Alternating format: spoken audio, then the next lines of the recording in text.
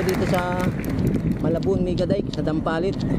So dito po ako nag-start mag-video dahil paggaling ko dun sa Marikina, medyo madilim pa, so hindi makikita yung kalsada. Kaya nandito na po ako sa Dampalit. Ito, Mabuhay Barangay Dampalit, Bisan, Barangay Musun. So nakita ko kanina, marami na akong nasa lubong na mga nagbibisikleta, siguro uwi na sila. So itong street na to, pagkakaalam ko tuwing tag-ulan, nabaha po ito. Kaya tingnan mo, marami pang mga basa-basa pa yung kalsada. Siguro kaya ginawa ng Megadike dyan para mawala yung baha dito pag sobrang lakas ng ulan. Dito po tayo kakaliwa, papasok.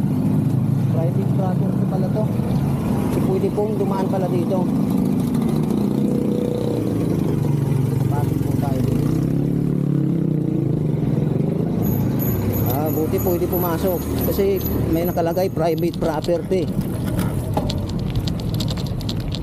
So doon sa kabila may daanan din pala. So dito na tayo kumaliwa, mas malapit. Kasi kung doon papalayo pa tayo. So ayan, nandito na po tayo sa Dampalit, Megadike. Morning. Morning sir. Morning. Okay, maraming namamasyal. Maagang namamasyal, maraming tao dito eh. So medyo nanghali na tayo. Nakaalis tayo sa bahay 5:30 na. Galing ng Marikina 24 kilometers. So 5:30 at kalahating oras din po pinadyak dito wala isdaan. Medyo late pa sa pagpasok, medyo rough yung nadaanan. Ayan, nandito na po tayo sa mismong diki. Kita nyo, maraming nagja-jogging at saka mga nagbibisikleta. Time check pala 7 o'clock AM. Kung makikita nyo, hanggang dun po sa dulo. So hindi ko lang po alam kung ilang kilometers po yung haba nito.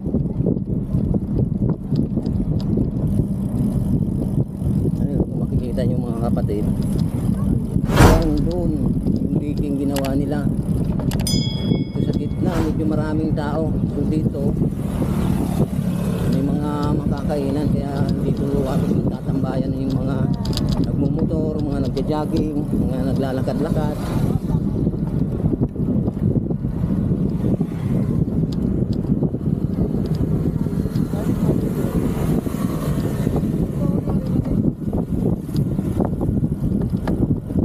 So sa gabi bawal siguro pumasok dito dahil walang ilaw, madilim.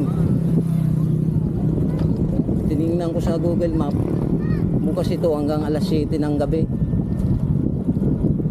Maganda pala dito paghapon, abangan mo yung sunset, kitang kita nyo po pag namasyal po kayo ng bandang hapon na.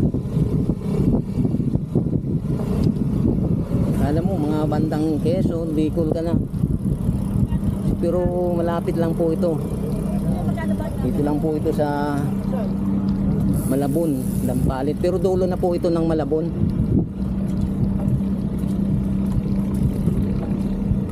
Doon pala sa bandang gitna yung maraming tao. Doon pala yung maraming makakainan. Doon.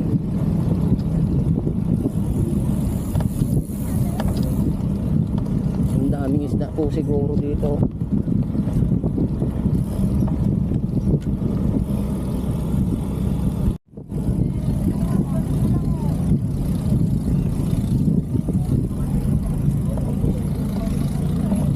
Kaya pala maraming tao dito dahil maraming makakainan pag nagutom kayo.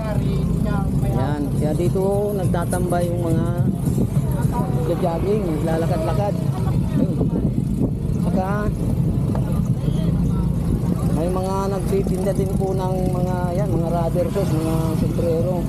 Kita nyo. Ayan.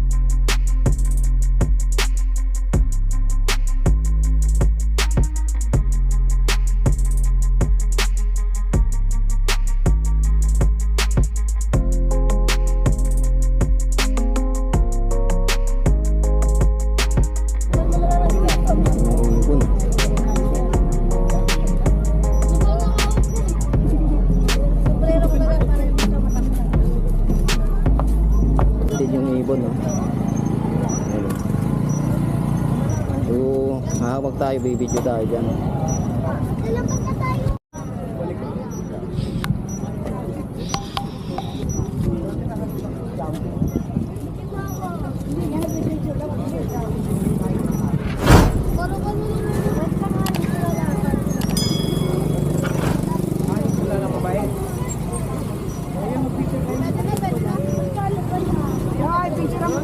Galit na.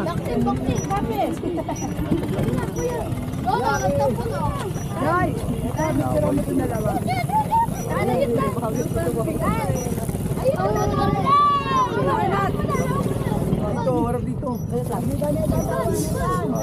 lang ha. Tayo natin lumapot. Yaki! Yung pula mayroon na kay Kuya. Ito mahaba ko ko ha. Dako tayo dito sa ibo na Mangaw. Bala ko ko ha. Hello. Sa mga sandang. Baka mo sa YouTube ha.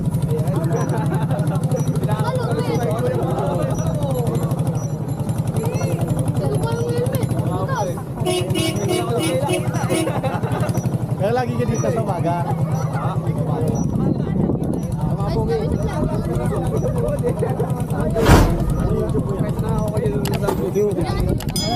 Sarap.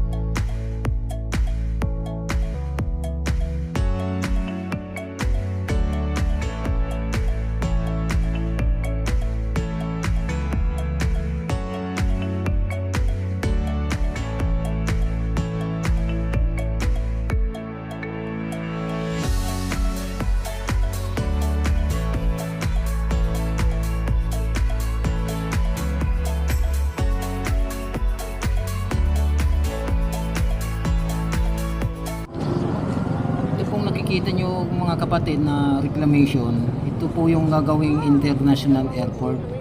Ang nakasako po nito, Bulacan po. Yan po yung gagawing panibagong airport dito sa ating bansa. So isinum ko lang po yan dahil para makita nyo po. So malayo po yan mula dito sa kinatatayuan ko dahil nandito po ako sa Mega Dike ng Malabon. So pag natapos yan, malaking ginhawa po sa mga sasakay ng mga eroplano dahil madadagdagan na naman po yung airport dito sa ating bansa. Tingnan po natin kung gaano kalayo itong ginawang dike. May mga namimingwit. Pwede pala mamingwit dito. Dito banda.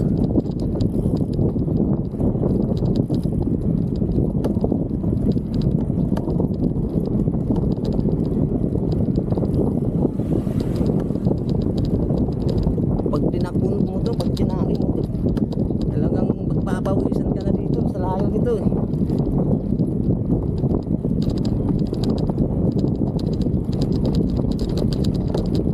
Titingnan po natin kung hanggang saan ito nilang dike, kung gaano kalayo.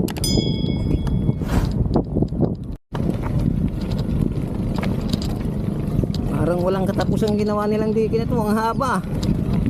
So, kanina pa ako pumapadyak ah.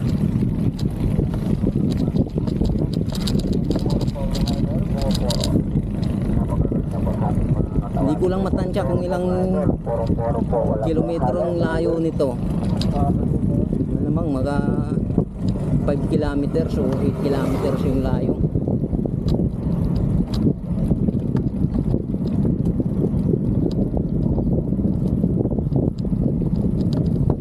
Tapos dito yung daanan ng mga sasakyan, ano? Talagang dito dadaan pala. Oh, dito na. Malawak na. So doon kasi parang yung gate nila parang private property nakalagay eh. Kaya sinasara nila yun eh. Ito pala si sir, sa nakausap natin, taga Valenzuela sir, ano? Valenzuela. Pangalan mo po sir? Alex lang, Alex. Alex, yun. Shoutout kay Sir Alex ng Valenzuela City. Solo ride din si sir. Pauwi ka na rin. Oo, okay lang. Ay, hanggang dito na lang to, no? Oo. Mababa yung puro rough road. Ah, okay. Sige sir, thank you sir. Ingat sir ha. God bless. Hanggang dito na lang po pala. Positora Road na. So ito, tagusan ng Alinta. Sabi ni Sir, mahirap pala dito pag nagsalubong yung sasakyan, no?